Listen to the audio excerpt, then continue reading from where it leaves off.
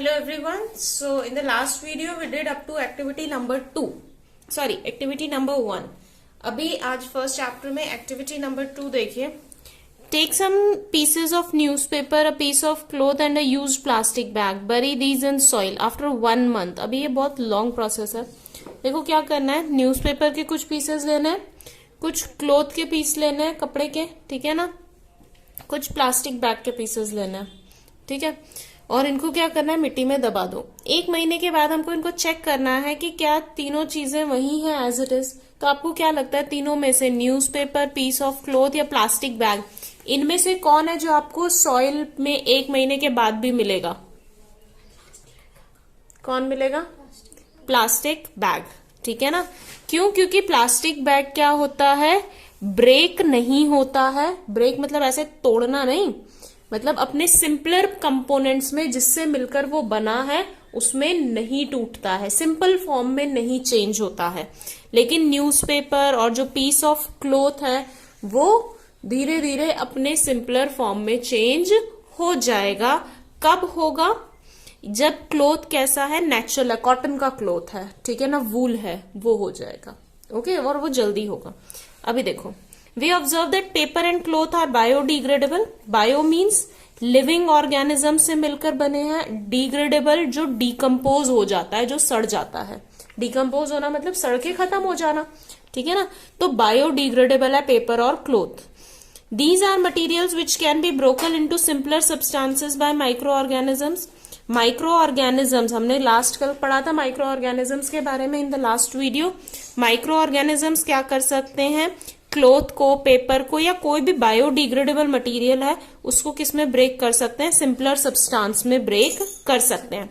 लेकिन जो प्लास्टिक है वो एज इट इज आपको मिट्टी में मिलेगा. It is non biodegradable. उससे डिकम्पोज नहीं किया जा सकता, उसे सड़ाया नहीं जा सकता, ठीक है. Now that is, it cannot be broken down into simpler substances by microorganisms. Microorganisms उसको simple substance में break नहीं कर सकते. Plastic and other such materials affect the environment adversely. आपने देखा होगा प्लास्टिक वगैरह को हम बोलते हैं कि we should not use plastic. क्यों बोलते हैं? क्योंकि उसका हमारे एनवायरमेंट पे बहुत गलत इफेक्ट पड़ता है. क्या पड़ता है?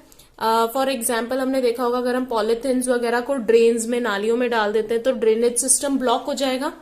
ड्रेनेज सिस्टम ब्लॉक हो जाएगा तो वाटर लॉगिंग होगी, पानी इकट्ठा होना शुरू हो जाएगा. पानी इकट्ठा होगा तो क्या होगा, मस्किटोज ब्रीड करेंगे, मलेरिया जैसी बीमारियां फैलेंगी, मलेरिया, डेंगू, चिकनगुनिया, ठीक है ना.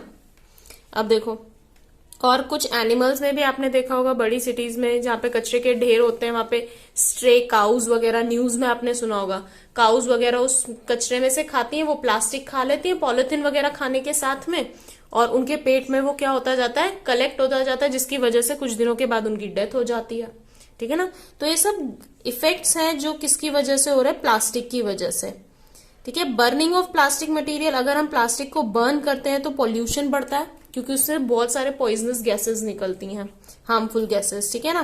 देयरफॉर हमें अपने फ्रेंड्स को, फैमिलीज को, सबको कन्विंस करना चाहिए कि हमें प्लास्टिक यूज नहीं करना चाहिए, पेपर बैग्स, क्लोथ बैग इसका यूज करना चाहिए. ओके, अभी देखो, in some cities a twin bin system. Twin bin मतलब ट्विन क्या होता है, दो बिन्स का सिस्टम यूज करते हैं, ठीक है ना.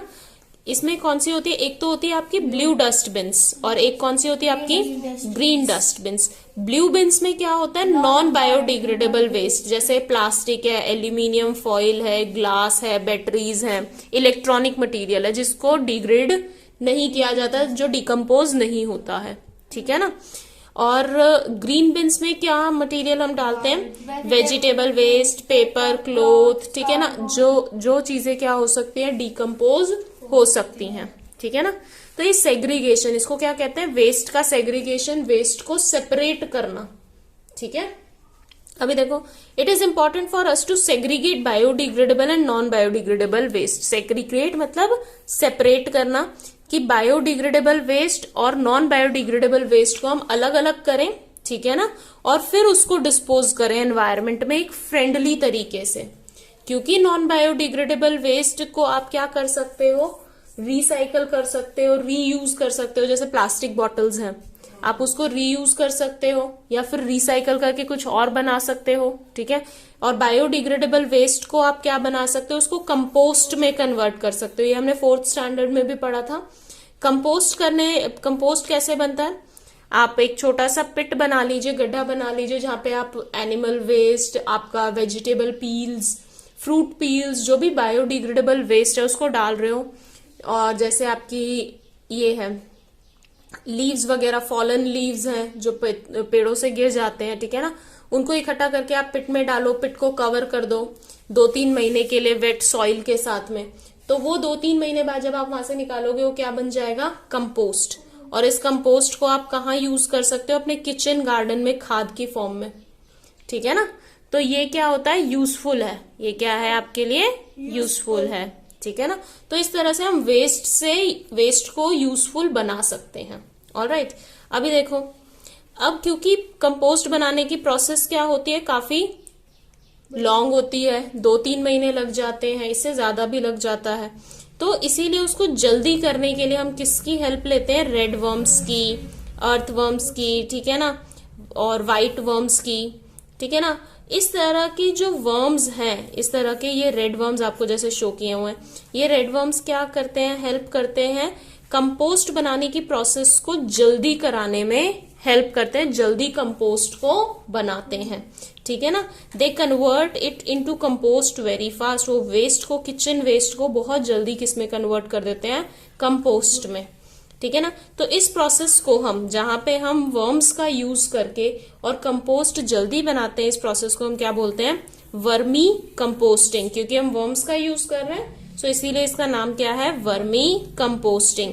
वर्मी कंपोस्ट जो बनता है, इसकी वजह से जो कंपोस्ट बन रहा है, it is excellent nutrient rich fertiliser and soil conditioner, ठीक है ना। तो आपके पेड़ों के लिए ये बहुत हेल्दी है। आप किचन गार्डन में अपने पेड़ों को दीजिए, फील्ड्स में दीजिए ये वाली कंपोस्ट, तो पेड़ बहुत हेल्दी होंगे और उनके जो फ्रूट्स है, वेजिटेबल्स जो उनसे आपको मिल रहे हैं, वो कैसे होंगे, बहुत हेल्दी होंगे, ठीक है।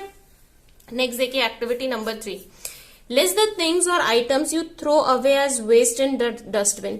ऐसे आइटम्स वगैरह का नाम लिखना है जो आप डस्टबिन में फेंक देते हो। फॉर एग्जाम्पल ओल्ड पेन्स, ठीक है ना, और क्या फेंकते हो आप, पॉलीथीन्स, प्लास्टिक बॉटल्स, ठीक है ना। तो जो जो आप उसमें फेंक रहे हो वो आप लिख सकते हो, ठीक है। और क्या फेंकते हो आप, वेजिटेबल पील्स करते हो ना थ्रो, एक्सेट्रा, ठीक है। अब don't you think some of them can be recycled, reused और कंपोस्टेड। अब इसमें से ये देखते हैं कि किसको हम रिसाइकल कर सकते हैं और किसको हम किसमें बना सकते हैं, कंपोस्ट में बना सकते हैं, किसको हम रीयूज कर सकते हैं। जैसे पेन्स हैं, पेन्स को हम रीयूज कर सकते हैं, दोबारा से उसमें रिफिल न्यू डालकर, इंक और डालकर हम उसको रीयूज कर सकते हैं, दोबारा से यूज कर सकते हैं। प्लास्टिक बॉटल्स को भी हम रीयूज कर सकते हैं, ठीक है ना। तो ये यहाँ आ जाएंगी। और रिसाइकल में प्लास्टिक बॉटल्स को रिसाइकल किया जा सकता है। अगर बॉटल इतनी खराब हो गई है कि उसको यूज नहीं कर सकते हो, होल है उसमें, यूज नहीं कर सकते, तो आप उसको रिसाइकल कर सकते हो। पॉलिथीन को आप रिसाइकल कर सकते हो, ठीक है ना। और वेजिटेबल पील से हम क्या बना सकते हैं, कंपोस्ट बना सकते हैं। तो इस तरह से आपने अपने घर पे जो भी आप वेस्ट प्रोड्यूस करते हो उसके लिए आप ये टेबल कंप्लीट करोगे। ओके, नेक्स्ट देखिए, एबायोटिक कंपोनेंट्स। अभी तक हमने क्या पढ़े थे, बायोटिक कंपोनेंट्स पढ़े थे। अभी next is abiotic components. Abiotic components में क्या है, नॉन लिविंग मटेरियल है सारा का सारा, non living material that effect the growth and maintenance and reproduction of living components. जिसकी वजह से कौन इफेक्ट होता है, बायोटिक कंपोनेंट्स इफेक्ट होते हैं, ठीक है ना। अगर टेम्परेचर ज्यादा होगा, बहुत गर्मी बढ़ जाती है, तो हम बीमार हो जाते हैं, ठीक है ना। तो हमारे बीमार होने का रीजन क्या रहा कि गर्मी ज्यादा हो गई, टेम्परेचर बढ़ गया, एबायोटिक कंपोनेंट, ठीक है ना। तो हम एक दूसरे से इफेक्ट होते हैं, बायोटिक और एबायोटिक कंपोनेंट्स, ठीक है ना। देखो कौन कौन से हैं abiotic, water, air, light, temperature, rock, soil, ठीक है ना। ये सब एबायोटिक है। इनको हम फिजिकल कंपोनेंट्स भी बोलते हैं या फिर एबायोटिक कंपोनेंट बोलते हैं, ठीक है। सबसे पहले हम पढ़ेंगे किसके बारे में, वाटर के बारे में। वाटर देखो, water is essential for growth and survival of living organisms. हमें पता है वाटर किसके लिए जरूरी है, हमारे जिंदा रहने के लिए जरूरी है। एक एयर और एक वाटर, इसके बिना हम जिंदा भी नहीं रह सकते, ठीक है ना। किस किस की चीज के लिए यूज होता है, ड्रिंकिंग के लिए, बाथिंग के लिए, कुकिंग के लिए, सबको पता है, ठीक है ना। Animals and plants can not survive without water, ना एनिमल जिंदा रह सकते पानी के बिना, ना ही प्लांट्स। प्लांट्स की इरिगेशन के लिए हमें पता है, खेतों में हम पानी देते हैं ना, इरिगेट करते हैं खेतों को, तो खेतों को, क्रॉप्स को इरिगेट करने के लिए हमें पानी की जरूरत है।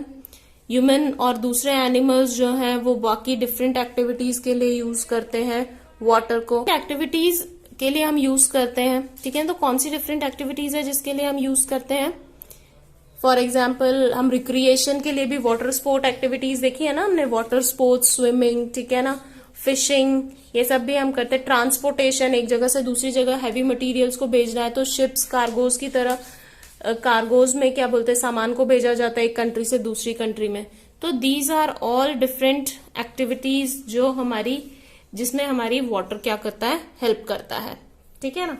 अभी देखो रेन वाटर हार्वेस्टिंग, ये हमने पहले भी पढ़ा हुआ है। रेन वाटर हार्वेस्टिंग, बारिश का पानी जो है वो प्योरेस्ट फॉर्म ऑफ वाटर होता है, ठीक है ना। Rain and snow are purest form of water हमने पढ़ा था, लेकिन जब तक वो अर्थ तक आते हैं वो बहुत सारी इम्प्योरिटीज के साथ मिक्स हो जाता है, ठीक है। लेकिन फिर भी वो हमारे लिए यूजफुल है। अगर हम उसको स्टोर करते हैं, बचाते हैं, तो हम उसको क्या कर सकते हैं, आगे आने वाले टाइम में यूज कर सकते हैं, ठीक है ना। तो इसी के लिए मेथड क्या है, rain water harvesting. It is a way to collect rain water when it rains. जब बारिश हो रही है तो बारिश के पानी को इकट्ठा करने को ही हम क्या बोलते हैं, रेन वाटर हार्वेस्टिंग, ठीक है। Rain water harvesting, rain water can be stored above the ground और अंडरग्राउंड, जहां मर्जी आप उसको स्टोर कर लो। आपने देखा होगा जहां पे राजस्थान वाले एरियाज में बहुत कम बारिश होती है, साल में सिर्फ 1 या 2 बार बारिश होती है, वो लोग क्या करते हैं, अपने घर के जितने बर्तन होते हैं सबको लाके बाहर रख देते हैं बारिश में, ठीक है ना। टम्बलर, छोटी छोटी कटोरियां, पतीले, ठीक है, वो सब कुछ उठा के बाहर रख देते हैं, और ताकि उनमें क्या हो जाए, पानी भर जाए। एक तरीका तो ये है, ठीक है ना, कि आप जमीन पे वाटर टैंक बना सकते हो और सारा पानी उसमें इकट्ठा कर लो, ठीक है। दूसरा तरीका क्या है, आप जमीन के अंदर अंडरग्राउंड टैंक बना सकते हो, तो जमीन के नीचे भी उस पानी को इकट्ठा किया जा सकता है और जमीन के ऊपर भी, ठीक है।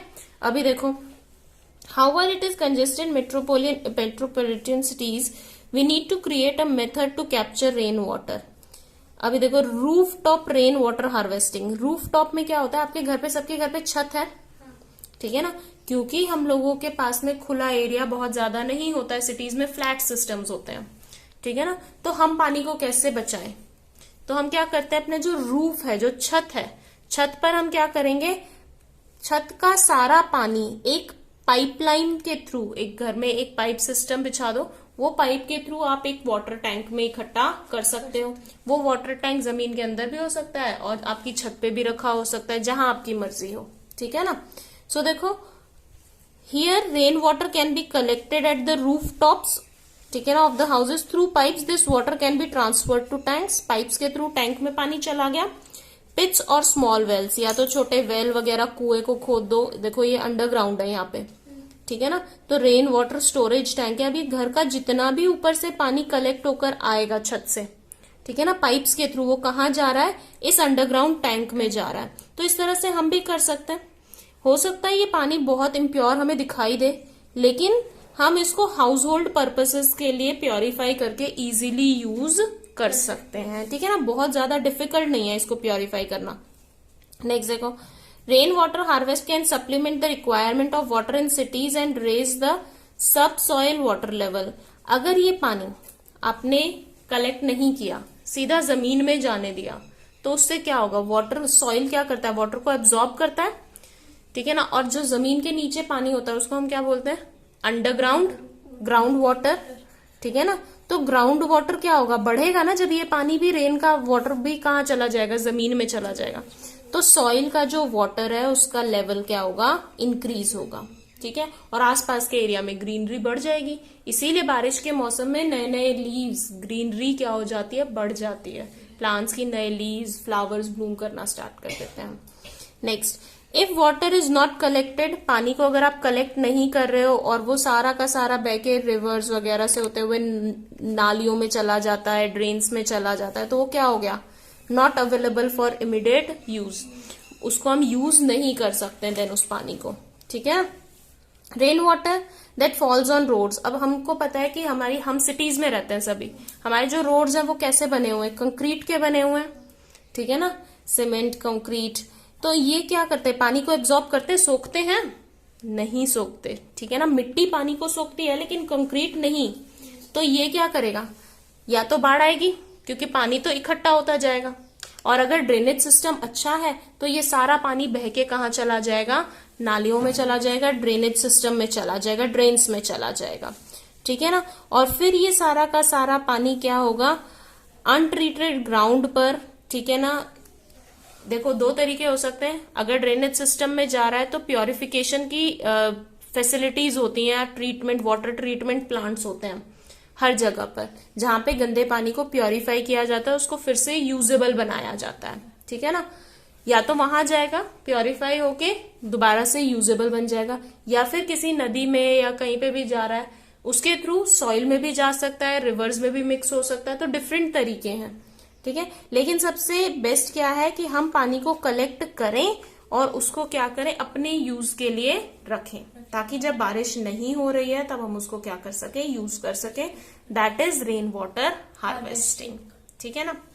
नेक्स्ट देखो, आपको कोई एक्टिविटी सोचनी है, इनोवेटिव तरीके सोचने हैं, ठीक है ना, जिसकी वजह से आप by which use of water and its wastage can be minimise at school, ताकि यूज ऑफ वाटर कम हो सके और वेस्टेज ऑफ वाटर क्या हो सके, खत्म हो सके, ठीक है ना। तो फॉर एग्जाम्पल आपकी बॉटल्स में, एक छोटा सा एग्जाम्पल मैं देती हूँ, आपकी बॉटल्स जो आप यूज करते हो स्कूल में, इन दोज बॉटल्स आप जब शाम को घर चलते हो तो उसमें पानी रह जाता है, मान लो इतना, ठीक है ना, half of the bottle is remaining, क्या करते हो आप लोग, ऐसे गिराते हुए, ऐसे नाली में गिराते हुए आते हो, है ना, क्योंकि इट इज फन, है ना, मजा आता है इस काम को करने में। तो अगर इस वाटर को आप जब आ रहे हो, आपके कॉरिडोर्स में, सभी स्कूल्स में प्लांट्स होते हैं, ठीक है ना, उन प्लांट्स को देते आ जाओ, वेस्टेज नहीं हुआ पानी का, ठीक है ना, वो यूज हो गया वाटर, ठीक है। सो आप इस तरह के छोटे छोटे इनोवेटिव वेज ढूंढ सकते हो जिससे कि वेस्टेज ऑफ वाटर को क्या किया जा सके, कम किया जा सके, ठीक है। रादर देन कि उसे गिराओ, आप उसका यूज कर सकते हो। Now last topic for today is air. Air जो है हमको पता है सबको सर्वाइवल के लिए जरूरी है, बिना सांस लिए हम नहीं रह सकते, या रह सकते हैं। जिसको डाउट हो वो थोड़ी देर अपने नोज को बंद करके, मुंह को बंद करके देख ले कितनी देर तक हम बिना सांस लिए जिंदा रह सकते हैं, ठीक है ना। Now air is a mixture of several gases, ये भी हमने पढ़ा है कि एयर सिर्फ एक गैस नहीं है, it is a mixture of gases, बहुत सारी गैसेस का मिक्सचर है, जिसमें मेन कौन है, ऑक्सीजन 21%, नाइट्रोजन 78%, और बाकी बची हुई गैसेस सब कहाँ आ जाती हैं, 1% में। तो इस तरह से हमने एक डायग्राम भी किया था 5th स्टैंडर्ड में, दिस 1% और ये 21% ऑक्सीजन, यहाँ पे 1% अदर गैसेस, बहुत सारी गैसेस, इसमें कार्बन डाइऑक्साइड भी आती है, और ये 78% क्या है आपकी, नाइट्रोजन, ठीक है ना। तो ये चीज हमें पता है, ये क्या है, कंपोनेंट्स ऑफ एयर है। हमें पता है ऑक्सीजन प्लांट्स और एनिमल्स यूज करते हैं रेस्पिरेशन के लिए, रेस्पिरेशन में ऑक्सीजन से हमें क्या मिलती है, एनर्जी मिलती है। फूड को जब हम ब्रेक करते हैं ऑक्सीजन की प्रेजेंस में तो हमें एनर्जी मिलती है। और प्लांट्स को कल ही हमने पढ़ा था वीडियो में कि कार्बन डाइऑक्साइड यूज करते हैं प्लांट्स फोटोसिंथेसिस प्रोसेस के लिए, और ऑक्सीजन को रिलीज करते हैं जो वापस से एनवायरमेंट में आ जाती है आपकी, ठीक है। ऑक्सीजन, नाइट्रोजन और कार्बन डाइऑक्साइड के अलावा भी दूसरी गैसेस प्रेजेंट हैं, और डस्ट पार्टिकल्स भी प्रेजेंट है, वाटर वेपर भी प्रेजेंट है, छोटे छोटे बैक्टीरियाज, माइक्रो ऑर्गेनिजम्स भी प्रेजेंट है, ये सब एयर का क्या है, पार्ट है, ठीक है ना। Clean air is very essential for our health, clean air हमारे हेल्थ के लिए बहुत जरूरी है, as it provides oxygen that is necessary to sustain life, क्योंकि लाइफ के लिए, सर्वाइवल के लिए ऑक्सीजन जरूरी है। So that is why air का इंपॉर्टेंस बहुत ज्यादा है, ठीक है. So with this we are done with the 2 abiotic components. In the next video we'll be doing the remaining abiotic components. Till then, if you have any doubt, comment in the comment box, and goodbye everyone and take care.